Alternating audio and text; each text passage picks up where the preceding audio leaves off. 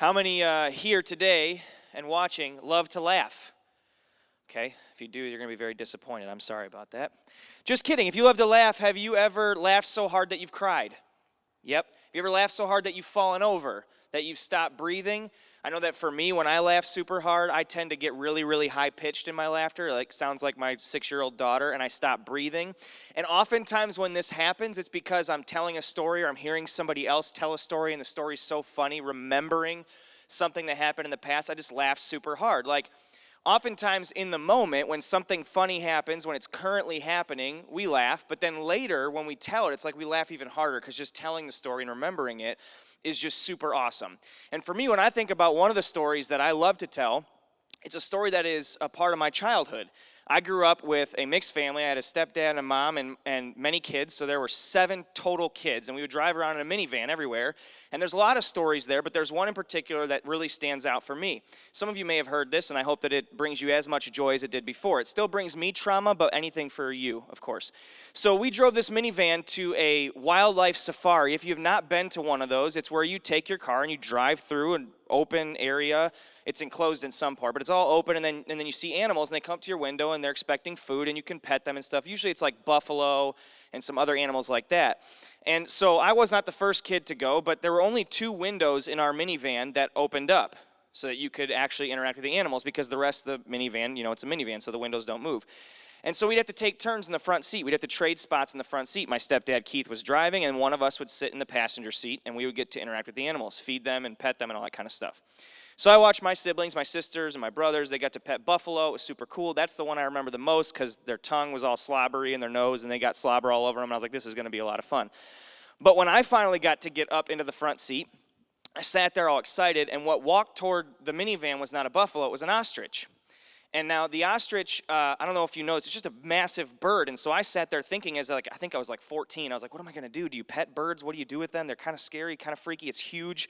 As it walks up, I was like, okay, I'm just going to feed it. I don't know what to do. So I looked at my stepdad who's sitting to my left, and then all of a sudden the bird approaches. Its head is like toward the window. The window's down. I said, hey, can I have some food to feed the ostrich? And as I'm sitting in the passenger seat, my stepdad says, yeah, sure, and dumps the bucket in my lap on purpose.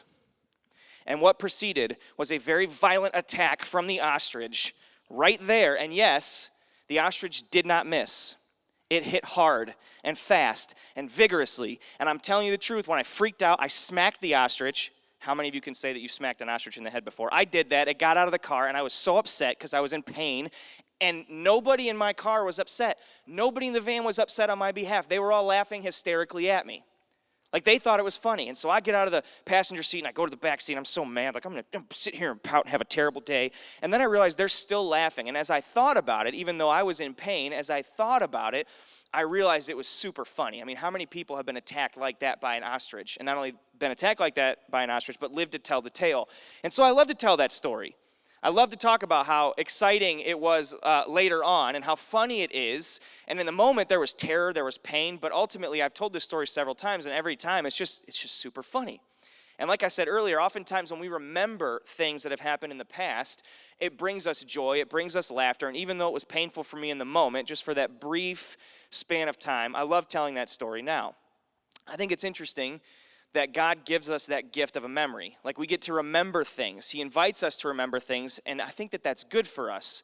And as I was thinking through this story, and I was thinking through remembering and laughter and joy, I came across this psalm in the book of Psalms. If you're not aware or familiar with the book of Psalms, it's 150 different songs or poems that you can read from before the time of Jesus. It helps you to worship God. It helps you to understand people's predicaments and where they're at in life. And it's got some crazy cool poems and songs in there. And tucked into those 150 chapters is this really short psalm, chapter 126, 6 verses. And it starts with the author, we don't know who it was, stating that, hey, when God restored the fortunes of Israel, he's bringing Israel, who was in captivity by an enemy nation. They had been there for years. He finally frees them. He says, when that happened, we were like those who dreamed. Like, it was like a dream. He was remembering. It was almost like a dream of how awesome it was. Our mouths were filled with laughter. Our tongues with songs of joy. And so they're excited. They're laughing. And he's remembering what this felt like. And then he says something that was so profound. He said, then it was said among the nations surrounding Israel, then it was said among the nations that the Lord, their God, has done great things for them. Like these other nations who don't believe what the Israelites believe, didn't worship the way that they did, didn't have the same customs, looked at them and saw how happy and joy-filled they were and were like, wow, whatever's going on there, it's working. Their God has certainly blessed them. And so then the author says, yes, the Lord has blessed us. And the last 3 verses of that chapter, he then says, God, would you give us more of that? Would you give us more memories like that? Restore our fortunes again like we had back then. And then he talks about how when we take tears, he says we sow with tears. So sometimes there's some painful memories, and what comes from those painful memories, as long as we're paying attention, it reaps joy. And so I think about this, and I think about the memories that we all have, the things that the stories that we could tell, and all the opportunities we have to be a joy-filled people. I imagine a church. I imagine our church being a place where people can experience laughter and joy, that no matter what the world is throwing at us, no matter what we experience, no matter all the confusion and the arguing and the bickering, that people who don't believe what we believe, people who disagree with us might look and say, well, no matter what I believe about what they believe, those people have a lot of fun. I would love to spend some time with them. And I think that's the gift that God gives us, is the opportunity to remember.